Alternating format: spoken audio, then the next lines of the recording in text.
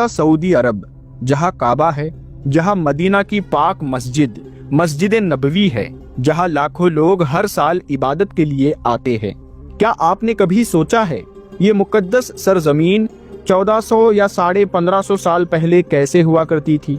اس وقت یہاں کون لوگ رہتے تھے، کس کی عبادت کرتے تھے، ان کا طور طریقہ کیسا تھا، اور پھر حضرت محمد مصطفیٰ صلی اللہ علیہ وآلہ وسلم کے آنے سے پہلے کا وہ جاہلیت بھرا دور کیسا تھا۔ اور کعبہ میں 360 طرح کے بت یعنی مورتیاں رکھی ہوئی تھی اور ان کی پوجا کی جاتی تھی۔ تو وہ 360 مورتیوں میں سے سب سے اہم مورتیاں کس کس کی تھی اور ان کے نام کیا تھے، اور ان مورتیوں کے ساتھ بعد میں کیا کیا گیا، اور اس کی شروعات سب سے پہلے سعودی عرب میں کس نے کی؟ ان سوالوں کا جواب پانے کے لیے ہمیں تھوڑا نہیں بہت پیچھے جانا ہوگا، اتنا پیچھے جہاں انسان کی پہلی موجودگی کا ذکر ملتا ہے۔ اسلامی مانیتا کے مطابق اس دھرتی پر سب سے پہلے جس انسان کو اللہ تبارک و تعالی نے پیدا کیا تھا ان کا نام تھا حضرت آدم علیہ السلام۔ مسلمان صرف انہیں پہلا انسان نہیں مانتے بلکہ اللہ کے پہلے نبی کا بھی درجہ دیتے ہیں۔ یہودی اور عیسائی دھرم میں بھی انہیں ایڈم کے نام سے جانا جاتا ہے۔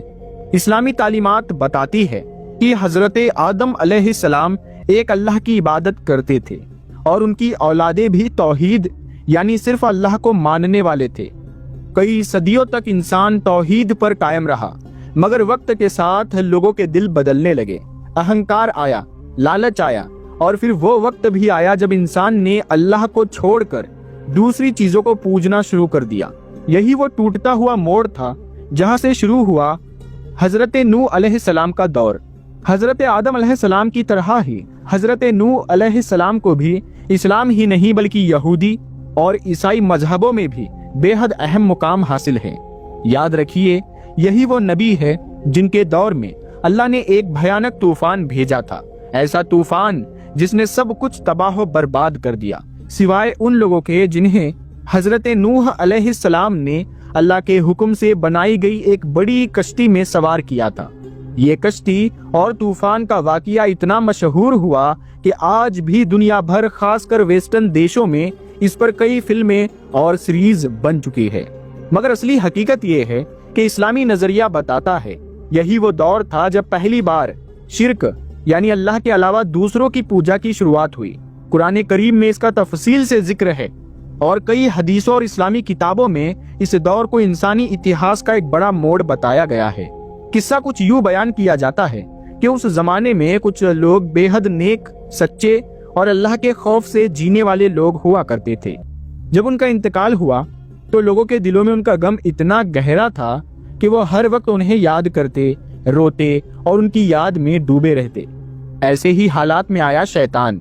اس نے لوگوں کے جذبات سے کھیلتے ہوئے ایک بات سجھائی کہ کیوں نہ ان نیک لوگوں کی یاد میں ان کی مورتیاں بنا لی جائیں تاکہ جب انہیں دیکھا جائے تو دل میں نیک بننے کی طلب آ جائے۔ لوگوں نے سوچا بات بری تو نہیں ہے، اور یہی سے شروع ہوئی ایک خاموش پھسلن۔ پہلے انہوں نے ان مورتیوں کو صرف یادگار سمجھا، مگر وقت گزرتا گیا اور آنے والی نسلوں نے ان مورتیوں کو عبادت کا ذریعہ بنا لیا۔ یہی سے ہوا شرک کا پہلا آغاز۔ انسان نے پہلی بار اللہ کے ساتھ کسی اور کو پوجنا شروع کیا۔ اب اگر ہم خاص طور پر بات کریں اس عرب علاقے کی جہاں آج مکہ، مدینہ اور طائف جیسے مقدس شہر ہے، تو اس علاقے کو سمجھنے کے لیے ہمیں لوٹنا ہوگا حضرت ابراہیم علیہ السلام کے دور کی طرف۔ یہی وہ ابراہیم علیہ السلام ہیں جن کو یہودی، عیسائی اور مسلمان تینوں ہی مذہبوں میں بے حد اونچا مقام حاصل ہے۔ پشچمی دنیا انہیں ابراہم کے نام سے جانتی ہے۔ ان کا نام یاد رکھیے گا کیونکہ یہی وہ مبارک شخصیت ہے جن سے ان تینوں مذہبوں کی جڑیں جڑی ہوئی ہے۔ اسلام، یہودیت اور عیسائیت، ان تینوں کے تمام بڑے بڑے نبی حضرت ابراہیم علیہ السلام کی اولادوں میں سے ہی بھیجے گئے۔ اسی وجہ سے کچھ سال پہلے جب امریکہ کے صدر ڈونالڈ ٹرمپ نے عرب ملکوں اور اسرائیل کے درمیان ایک صلح کی کوشش کی تھی تو اس ڈیل کا نام رکھا تھا ابراہمک اکارڈ۔ نام صرف ایک تھا مگر پیغام بہت گہرا۔ دنیا کو بتایا گیا کہ چاہے وہ عرب کے مسلمان ہو یا اسرائیل کے یہودی، دونوں ایک ہی نبی کی اولادیں ہیں۔ فرق بس اتنا ہے، حضرت ابراہیم علیہ السلام کی ایک اولاد سے बनी अरब कौम और दूसरी औलाद से बनी इसराइल यानी यहूदियों की नस्ल। तो सवाल ये उठता है कि हजरत इब्राहीम अलैहिस्सलाम का दौर असल में कौन सा था। अब तक इस पर कोई पक्की राय तो नहीं बन पाई है, मगर इस्लाम, यहूदियत और ईसाईयत, इन तीनों मजहबों की किताबों में हजरत इब्राहीम अलैहिस्सलाम से जुड़ी कई अहम मालूमात मिलती है। इन सब को जमा करके और आर्कियोलॉजिकल रिसर्च को मिलाकर आज के कुछ रिसर्चर्स और आर्कियोलॉजिस्ट का मानना है कि हजरत इब्राहीम अलैहिस्सलाम का दौर तकरीबन 2000 से 1700 BCE के बीच रहा होगा, यानी हजरत ईसा अलैहिस्सलाम से 1700 से 2000 साल पहले, और आज से करीब 3700 से 4000 साल पहले। अब सुनिए, जब हजरत इब्राहीम अलैहिस्सलाम इस दुनिया में तशरीफ लाए तो वो इलाका जो आज का इराक कहलाता है, उसी की एक बस्ती में इनका जन्म हुआ था। मगर अफसोस, ना सिर्फ उनकी कौम बल्कि उनके घर वाले भी बुत परस्त थे। कुरान और इतिहास की किताबों में आता है उनके वालिद यानी चाचा का नाम जो था वो आजर बताया जाता है। वो बुत बनाते भी थे और बेचते भी थे। मगर हजरत इब्राहीम अलैहिस्सलाम ने बहुत ही कम उम्र में बुत परस्ती की मुखालिफत शुरू कर दी थी। उनकी ये बातें लोगों को नागवार गुजरी, यहाँ तक कि उनके अपने वालिद यानी चाचा ने उन्हें धमकियां देना शुरू कर दी, जो कुरान में एक ऐसा जिक्र हुआ है और इस्लामी इतिहास का भी सबसे मशहूर किस्सा बन चुका है। एक बार जब उनकी पूरी कौम किसी मेला या त्योहार के सिलसिले में बस्ती से बाहर गई तो हजरत इब्राहीम अलैहिस्सलाम ने वो मौका गनीमत जाना। वो गए और सीधे उनकी इबादत गाह में पहुंचकर सारे बुतों को तोड़ डाला, सिर्फ सबसे बड़े बुत को छोड़ दिया। जब लोग वापस लौटे और देखा कि उनके बुत टुकड़ों में बिखरे पड़े हुए हैं तो गुस्से में आग बबूला हो गए। वो पहुंचे हजरत इब्राहीम अलैहिस्सलाम के पास और पूछा, ये किसने किया? तो आपने बड़े इत्मीनान से उस बड़े बुत की तरफ इशारा करते हुए कहा, शायद इसने तोड़ा होगा, उससे पूछो अगर वो बोल सकता है। ये सुनकर उनकी कौम हैरान भी रह गई और गुस्से से भड़क उठी। फिर मामला यहाँ तक बढ़ा कि उन्हें अपने दौर के बादशाह के दरबार में पेश किया गया। वो बादशाह जो खुद को खुदा कहता था। बहस शुरू हुई। हजरत इब्राहीम अलैहिस्सलाम ने तौहीद का पैगाम पेश किया और दलील पर दलील दी। मगर जब बादशाह हारने लगा तो गुस्से में आकर हुक्म दिया कि इन्हें जिंदा आग में फेंक दो। मगर अल्लाह ने अपने नबी की हिफाजत की, जैसा कि कुरान में आता है, ऐ आग ठंडी हो जा और सलामती वाली बन जा इब्राहीम पर। और यूं आग ठंडी हो गई और हजरत इब्राहीम अलैहिस्सलाम महफूज रहे। अब बहुत वक्त उनकी कौम ने उनकी कोई बात ना मानी, बल्कि और ज्यादा दुश्मनी पर उतर आई। तो फिर हिजरत का फैसला हुआ। इराक को छोड़कर पहले सीरिया गए, फिर वहां से फिलिस्तीन पहुंचे और वही अपनी दावत का मरकज बना लिया। एक बार हजरत इब्राहीम अलैहिस्सलाम अपनी बीवी हजरत सारा के साथ मिस्र पहुंचे तो वहां के बादशाह ने हजरत सारा की खिदमत के लिए एक औरत दी जिसका नाम था हाजरा। उस वक्त तक हजरत इब्राहीम और हजरत सारा रज़ियल्लाहु ताला अन्हा की कोई औलाद नहीं थी।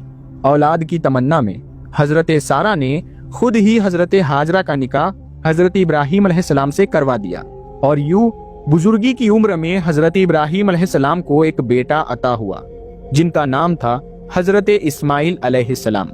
फिर एक दिन अल्लाह के हुक्म पर हजरत इब्राहीम अलैहिस्सलाम ने अपनी बीवी हाजरा और नन्हे इस्माइल को एक वीरान और सुनसान मैदान में छोड़ दिया जहां आज मक्का मौजूद है। ध्यान दीजिए, उस वक्त वहां कुछ भी नहीं था, ना पानी, ना पेड़, ना इंसान। जब तपते रेगिस्तान में नन्हे इस्माइल अलैहिस्सलाम को प्यास लगी तो माँ हाजरा ने पानी की तलाश शुरू की। वो बेचैनी में सफा और मरवा नाम की दो पहाड़ियों के दरमियान 7 बार दौड़ी, इसी उम्मीद में कि कहीं से पानी मिल जाए। और फिर एक करिश्मा हुआ। नन्हे इस्माइल के कदमों के पास से एक चश्मा फूटा जिसे आज दुनिया जमजम के नाम से जानती है। और दोस्तों, यही से एक नई कहानी शुरू होती है। आज भी वही से, उसी मुकद्दस जगह से जमजम का पानी निकल रहा है जो हजारों साल पहले अल्लाह की रहमत के तौर पर फूटा था। कुछ वक्त के बाद एक कबीला जिसका नाम बनु जुहम या जुरहम वहां से गुजरा। उन्होंने जब वहां पानी का चश्मा देखा तो हैरान भी हुए और मुतासिर भी। उन्होंने हजरत हाजरा से वहां बसने की इजाजत मांगी और हजरत हाजरा ने उन्हें इजाजत दे दी। फिर क्या था, धीरे धीरे वहां लोग बसते चले गए। एक छोटी बस्ती बनी, फिर बस्ती एक आबादी में बदली और वक्त के साथ वो आबादी एक शहर में तब्दील हो गई जिसे आज दुनिया जानती है मक्का के नाम से। अब एक दिन अल्लाह का हुक्म आया। हजरत इब्राहीम अलैहिस्सलाम को कहा गया, मेरे लिए घर बनाओ। तो हजरत इब्राहीम अलैहिस्सलाम ने अपने बेटे حضرت اسماعیل علیہ السلام کے ساتھ مل کر اس ویران میدان میں اللہ کے گھر کی تعمیر شروع کی۔ یہی وہ مقام ہے جہاں آج کعبہ شریف موجود ہے۔ ایک مقصد تھا کہ لوگ یہاں آ کر صرف ایک اللہ کی عبادت کریں، کسی بت، کسی مورت، کسی اور کے آگے سر نہ جھکائیں۔ حضرت ابراہیم علیہ السلام اور حضرت اسماعیل علیہ السلام کے دور میں وہاں کے تمام لوگ توحید پر تھے۔ وہ صرف ایک خدا کی عبادت کرتے تھے اور وہی باتیں مانتے تھے جو اللہ کے نبی سکھاتے تھے۔ پھر وقت گزرا، جو بھی قبیلے یا لوگ مکہ آ کر بستے گئے وہ حضرت اسماعیل علیہ السلام کی دعوت اور اخلاق سے متاثر ہو کر حضرت ابراہیم علیہ السلام کا ہی مذہب اپناتے گئے۔ مگر افسوس یہ سلسلہ کچھ سالوں یا دشکوں تک نہیں بلکہ کئی صدیوں تک چلتا رہا۔ لیکن حضرت اسماعیل علیہ السلام کے بعد عربوں میں بہت لمبا دور ایسا رہا جہاں کوئی نبی نہیں آیا، اور جب ہدایت کی روشنی کم ہو جاتی ہے تو انسان کی فطرت گمراہی کی طرف جھکنے لگتی ہے۔ یہی ہوا، دھیرے دھیرے لوگوں میں بدلاؤ آنے لگا۔ توحید کی جگہ رواج اور اللہ کی عبادت کی جگہ رسموں نے لے لی۔ پھر ایک اور ٹریجک موڑ آیا۔ بنو آیاد اور بنو خوزا جیسے کچھ قبیلوں نے مکہ پر حملے شروع کر دیے۔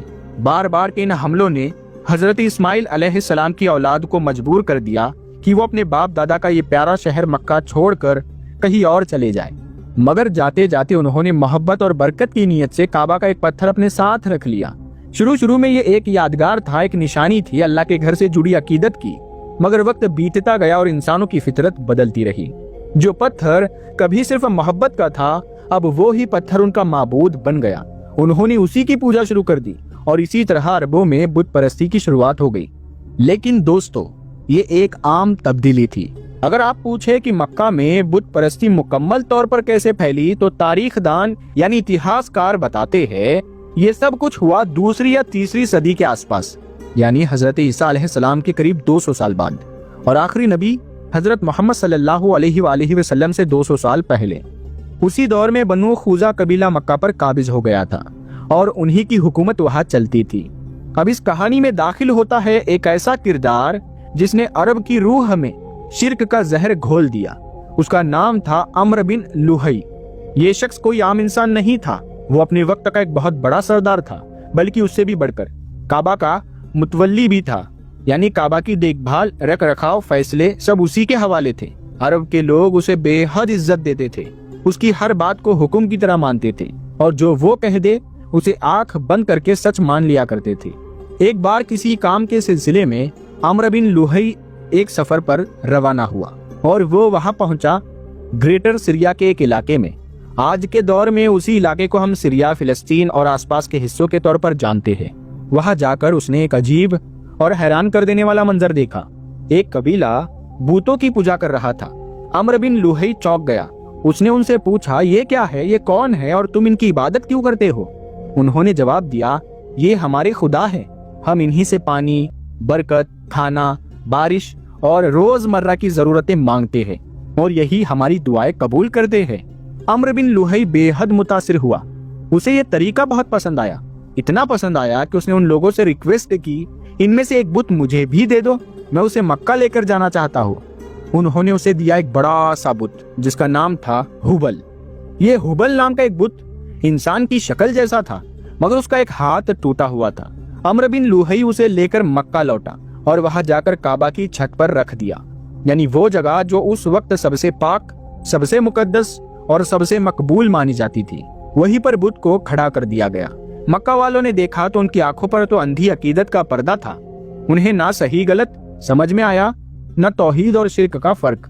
اتہاس کار کہتے ہیں ہبل کا جو ٹوٹا ہوا ہاتھ تھا اس کی جگہ پر مکہ والوں نے سونے کا ہاتھ بنوا کر لگوا دیا، اور پھر مکہ کے بتوں کی تعداد بڑھتی چلی گئی۔ الگ الگ ناموں کے بت الگ الگ شکلوں میں آنے لگے اور لوگ ان سب کی عبادت کرنے لگے۔ لیکن مکہ والوں کی نظر میں جو سب سے بڑا، سب سے اہم، سب سے پاک اور سب سے مقبول بت تھا وہ صرف اور صرف ہبل ہی تھا، اور ہبل اکیلا نہیں تھا۔ اسلام سے پہلے کے دور میں کچھ اور مشہور بت بھی تھے۔ لات جو طائف میں تھا، عزا جو نخلا کے وادی میں تھا، منات جو مدینہ اور سریا کے درمیان تھا۔ ہر بت کی اپنی جگہ تھی، اپنی پوجا تھی اور اپنی کہانی تھی۔ اب حالات یہ ہو چکے تھے کہ صرف مکہ ہی نہیں بلکہ پورا حجاز، یعنی آج کا مکہ، مدینہ، طائف اور آس پاس کے تمام علاقے बुत परस्ती में डूब चुके थे। अम्र बिन लुहई का जहर यही खत्म नहीं हुआ। जब वो सीरिया गया था तो वहां से सिर्फ हुबल ही नहीं बल्कि 5 और बुत भी साथ लेकर आया था, जिनका नाम कुछ इस तरह है: वद, यघुश, यऊक, सुआ और नस्र। अब चौंकाने वाली बात यह है कि यही वो 5 बुत थे जिनकी कभी हजरत नूह अलैहिस्सलाम की कौम पूजा किया करती थी। हर बुत का एक रूप था, कोई मर्द की शक्ल में था, कोई औरत की, कोई शेर जैसा दिखता था तो कोई जानवर और इंसान की मिली जुली शक्ल में। और इन बूतों को लोग अलग अलग चीजों के खुदा मानते थे, कोई मोहब्बत का खुदा, कोई ताकत का और कोई जीत या बरकत का। और यूं जिस जमीन पर तौहीद की बुनियाद रखी गई थी उसी जमीन पर शिर्क का किला खड़ा कर दिया गया। मगर अब सुनिए, उस अम्र बिन लुहई ने जब इन बूतों को लेकर सीरिया से मक्का की तरफ लौटना शुरू किया तो रास्ते में जद्दा के इलाके में आकर उसने एक अजीब हरकत की। उसने उन बूतों को वही जमीन में दफना दिया और मक्का वापस जाकर लोगों से कहा, मेरे कंट्रोल में एक जिन है, उसी जिन ने मुझे बताया है उन ताकतवर बुतों के ठिकानों के बारे में जिनकी इबादत कभी हजरत नूह अलैहिस्सलाम की कौम किया करती थी।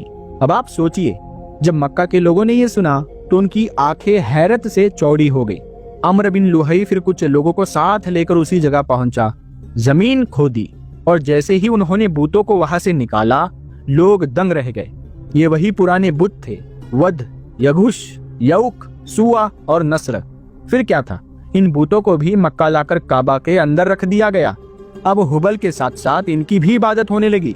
याद रखिए, काबा हमेशा से एक मुकद्दस जगह थी। हजरत इब्राहिम अलैहिस्सलाम के जमाने से ही अरब के लोग दूर दराज से हज करने आते थे, तवाफ करते थे, दुआएं मांगते थे। मगर अब जब वो लोग मक्का आते तो काबा में बूतों को देखकर हैरान भी होते और कई बार बहुत ज्यादा मुतासिर भी हो जाते।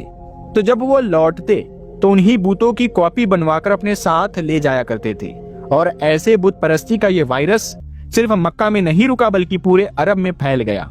अब मक्का में बुत बनाना एक ट्रेंड बन चुका था। नए नए नामों के साथ मशहूर बुत बनाए जा रहे थे और हर कबीला, हर इलाका अपने अपने बूतों की इबादत में मसरूफ हो गया था।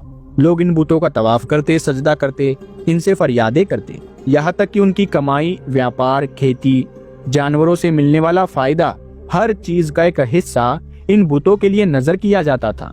और यूं ये सिलसिला सदियों तक चलता रहा, यहाँ तक कि इस्लाम का सूरज उगने वाला था। इस्लामी हदीस और किताबों से ये भी साबित होता है कि जब आखिरी नबी हजरत मोहम्मद मुस्तफ़ा सल्लल्लाहु अलैहि वसल्लम इस दुनिया में तशरीफ लाए तो काबा और उसके आसपास करीब करीब 360 बुत रखे हुए थे। मगर फिर 630 ईस्वी का वो मुबारक साल आया जिसने शिर्क की तारीख को खत्म कर दिया। उसी साल पैगंबर हजरत मोहम्मद सल्लल्लाहु अलैहि वसल्लम की क़ियादत में मक्का फतह हुआ। मक्का में दाखिल होते ही आप सल्लल्लाहु अलैहि वसल्लम ने सबसे पहला काम ये किया, काबा को शिर्क से पाक कर दिया, हर एक बूत को खुद अपने हाथों से तोड़ा और फिर हमेशा के लिए